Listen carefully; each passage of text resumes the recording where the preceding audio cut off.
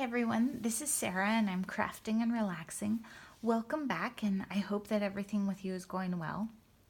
I wanted to show you that I took the plunge with the Distress Oxide Inks by Tim Holtz. I've been watching Jennifer McGuire's videos, and of course I watched some that Tim Holtz did, and I saw one recently. I'll link to it below, where Jennifer McGuire did a demo with glaze, and I thought, okay, that's it. I have to have those. In my defense, I was going to do a demo this morning before I left with some older ink pads, and they were not in good shape, so it was time anyway. So this card right here was a make and take today at Paper Parachute in Beaverton. And a make and take is when they set out the supplies and you can sit down and either do it for free or sometimes there's a charge. This one was free, and from the beginning, just my first blending with the Distress Oxides, I was just enamored with them. I've never been great at blending. I never really thought it was that fun.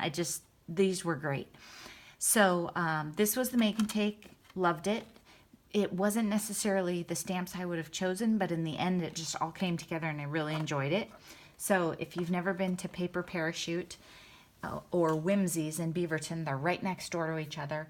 And this is in Oregon. And Whimsy's is a traditional scrapbooking store full of papers, albums, embellishment. I mean, anything you could possibly want, and she's amazingly helpful. And Paper Parachute is more mixed media and great selection of Altenew and other gorgeous stamps that you can't get where I live. So both of them have amazing staff, and they're just places you definitely want to check out if you live in the Portland area. So then I decided to get 3 Distress Oxides today: Spiced Marmalade, Peacock Feathers, and Abandoned Coral. And the one thing that I will say is the colors do not look, this Spiced Marmalade is this yellowy color right here.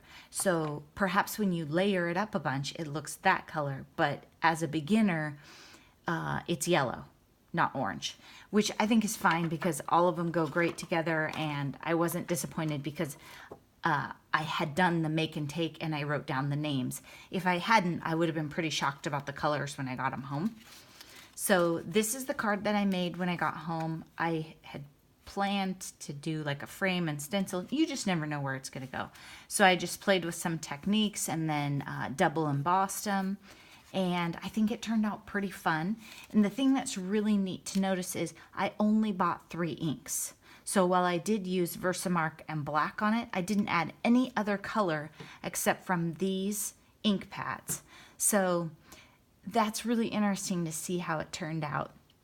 One thing that I was sad about is earlier in the day, I passed up the amazing stamp selection at Paper Parachute, and I would have really liked to have some of those Altenew stamps to play with these, but I did find in the city where I live a Hampton art set that's meant for some layering, and so that's what I used for this. So if you'd like to see how I made this card, leave it in the comments and I'll put one together for you.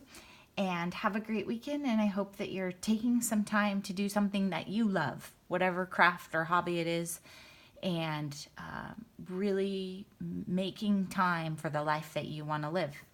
Thanks for watching my video, and if you haven't subscribed, don't forget. Thanks. Bye-bye.